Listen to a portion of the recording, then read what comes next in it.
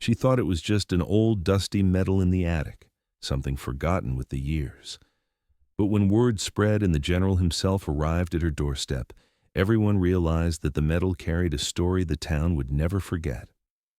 The house smelled of cedar and dust, the kind of scent that clung to wood long after the years had passed. Emma Collins pulled the attic door open with a groan of rusted hinges. She'd been asked to clean out her late grandfather's old farmhouse before it was sold, and the attic was the last untouched corner. The narrow staircase creaked under her steps as she climbed, her flashlight beam cutting through the gloom. Cobwebs clung to the corners, trunks sat stacked like silent guardians of forgotten years, and the slanted roof let in thin streaks of golden light through gaps in the old beams. She coughed softly, waving dust from her face, then knelt beside a wooden chest half buried beneath blankets. The lock was rusted, but it gave way with a sharp snap when she pressed it. Inside, time itself seemed to stir. Stacks of faded letters lay bundled with string, their paper yellowed and edges frayed. Black and white photographs, curled at the corners, showed faces she didn't recognize. Young men in uniforms, some smiling, some solemn. But it was what rested at the very bottom that made her pause. A small, tarnished military medal, its ribbon faded, its metal dulled with age. Emma lifted it carefully, as though it might break, her breath catching in the silence of the attic. She turned it over in her palm, brushing away the dust with her thumb. The engraving on the back was barely visible, but she could just make out the words, "For valor." Emma frowned. No one in her family had ever mentioned service. Her grandfather had been a quiet man, working the farm, attending church, never boasting of anything beyond his crops. So why did he have a medal that whispered of battles and sacrifice? Emma sat back on her heels, staring at the medal as dust motes danced in the sunlight around her. Something about it felt heavier than the small piece of metal should, heavier and hidden. And deep down, she sensed it wasn't meant to stay in the attic forever. Emma couldn't shake the feeling that the medal was heavier than it looked. She carried it downstairs, brushing dust from her clothes, and set it gently on the kitchen table. Her mother, who had been sorting boxes of old linens, noticed it immediately. "Where did you find that?" she asked, her voice sharper than usual. "In the attic." "At the bottom of a chest," Emma replied. "Whose is it?" Her mother frowned, her hands tightening around the fabric she held. "Your grandfather never talked about that part of his life. He always said the farm was his duty, not the war." Emma studied the medal again. The tarnished ribbon was frayed at the edges, and the faint engraving, "For valor," glimmered in the light. "But this doesn't look ordinary. This looks important." By the afternoon, Emma had shown the medal to a few neighbors who dropped by. Some shrugged. "Probably just a trinket," one man said. Another laughed. "Maybe it came from a pawn shop." But when old Mr. Harris from down the street stopped in, the air shifted. He had served in Vietnam, and the moment his eyes fell on the medal, his face went pale. "That's not just any medal," he said quietly. "That's a Navy cross." The room went silent. Emma's heart pounded. Mr. Harris touched the medal with trembling fingers. "I only saw one like this once. Belonged to a man they called Briggs. A ghost, some said. He never sought recognition, but every soldier who knew him owed him their lives." Emma swallowed hard. Her grandfather had never spoken of war, never even hinted at service. Yet here was proof, not just of participation, but of something extraordinary. And as the story slipped out, so did the whispers. By evening, the whole town had heard about the medal found in the attic. By the next morning, the story of the medal had spread across town. At Daisy's Diner, where most conversations began and ended, whispers filled the booths. "Did you hear? Emma Collins found a Navy cross in her attic. They say it belonged to her grandfather. My uncle swears he heard that name before, Briggs. Said he was a ghost in the war. Emma hadn't wanted attention, but the medal seemed to carry its own gravity. Wherever she went, questions followed. People wanted proof. Some doubted. Others leaned in with reverence. That evening, a black sedan rolled slowly down the quiet main street. It wasn't from town, too polished, too official.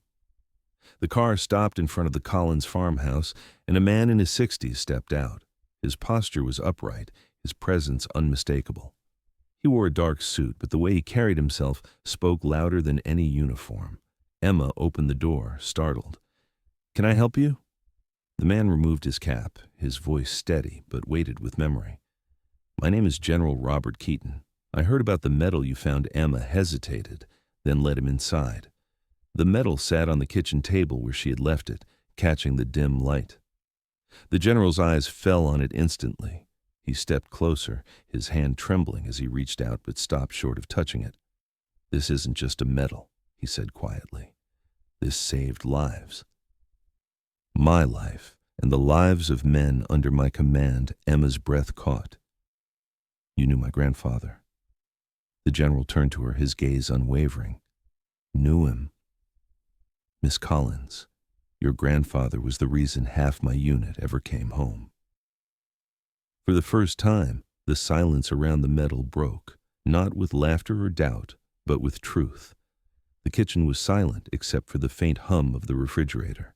Emma's hands trembled as she placed the medal gently back on the table.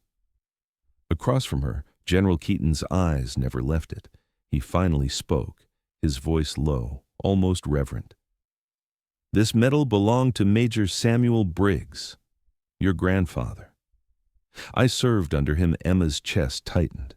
Her grandfather had always been a quiet man, more comfortable fixing tractors than telling stories. She had never once heard him mention rank, medals, or even battles. The general drew in a long breath, steadying himself. "I was a young lieutenant then. We were ambushed outside Da Nang. We should have been wiped out that night, but your grandfather, he didn't flinch. He led us through chaos, through fire, through the kind of hell you don't walk out of alive." Emma's eyes welled. "You mean he saved you?" General Keaton's gaze hardened, though his voice carried gratitude. "He saved all of us. He never put himself first, never asked for recognition, and when the war ended, he disappeared. We heard he went back home, back to his farm. And that was it. No books, no medals on display, no speeches." Emma swallowed hard. "He never told us." The general's eyes softened. "That was his way. True soldiers don't fight to be remembered. They fight so others can come home." For a moment, no one moved. The medal gleamed faintly in the lamplight, its weight heavier than gold. Emma touched it gently, as though holding her grandfather's hand through time. General Keaton straightened, his voice firm. "Miss Collins, the world may have forgotten Major Briggs, but those of us who stood beside him never will. That medal doesn't just belong to your family. It belongs to history." Emma blinked back tears, the truth finally settling in. The quiet man she had known all her life hadn't just been her grandfather. He had been a leader, a savior, a ghost whose silence carried the weight of lives saved. And now the silence was broken. The days that followed were unlike anything Emma had ever experienced. The story of the medal spread beyond town, from the diner whispers to the front pages of local newspapers. Reporters called, veterans arrived, and neighbors left flowers on the Collins porch. But Emma noticed something more powerful than all the attention. Silence. Wherever her grandfather's name was spoken, voices grew softer. The laughter that once surrounded the quiet farmer was gone, replaced with reverence. One evening, she walked past the high school gym. Students had hung a banner over the entrance, "For the ones who served in silence." Beneath it, framed on the wall, was a photograph of Samuel Briggs. Not a formal portrait, just a candid shot Emma had taken years ago. Her grandfather sipping coffee at Daisy's diner, his cap pulled low, his eyes steady. The Veterans Association held their annual gathering soon after. Soldiers young and old filled Daisy's to capacity, their uniforms mixing with plain clothes, but every face carried the same expression: respect. General Keaton returned that night. He didn't bring speeches or reporters. He simply walked to Emma's table, placed a weathered challenge coin beside the medal, and nodded. "You kept us alive," he repeated softly, more to the medal than to anyone else. Emma touched the coin, her throat tightening. She looked around at the crowd, men and women who had lived because of a man who never asked to be remembered. She understood. Her grandfather's silence had always spoken. It had carried weight heavier than medals, louder than parades. And now, finally, the world was ready to listen. Months later, winter settled over the town. Snow dusted the streets and the diner's windows glowed warmly against the cold. Emma had grown used to people approaching her quietly, asking about Samuel Briggs, her grandfather.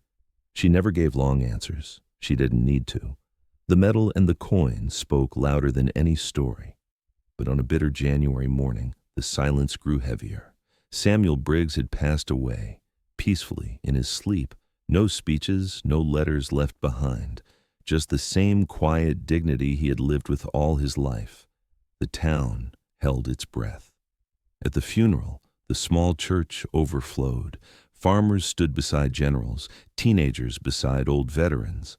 Rows of uniforms lined the pews, medals glinting faintly under the light of stained glass windows. When the service ended, the casket draped in the American flag was carried slowly to the cemetery on the hill. The air was so still that even the trees seemed to bow.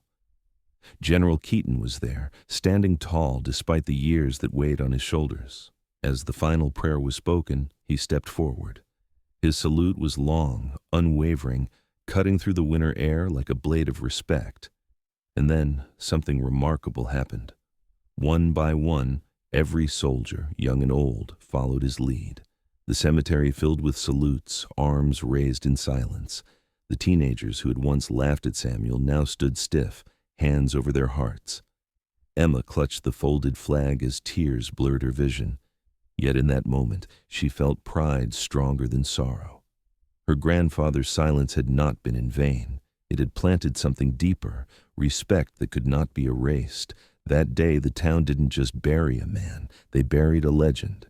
And as the rifles cracked in the distance, echoing across the snowy fields, everyone finally understood what it meant to live a life without asking for recognition. Thank you for watching this story of honor and silence. Heroes like Samuel Briggs remind us that true sacrifice often goes unseen, but never forgotten.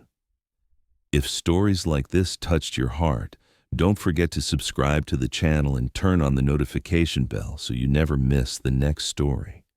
Share your thoughts in the comments below. Where are you watching from, and what did this story mean to you? Together, let's keep these powerful stories alive.